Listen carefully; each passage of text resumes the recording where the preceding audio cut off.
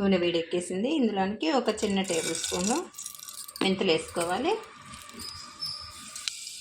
1/2 table spoon జీలకర్ర వేసుకోవాలి.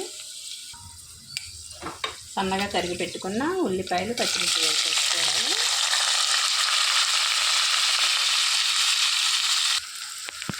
ఇందులోనికి ఒక రెబ్బ కరివేపాకు కూడా వేసేసుకొని వేయించేసుకోవాలండి.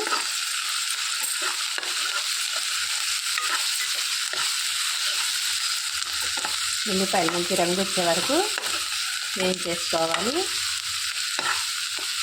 ఉల్లిపాయలు బాగా వేగితే మంచి టేస్ట్ వస్తుందండి.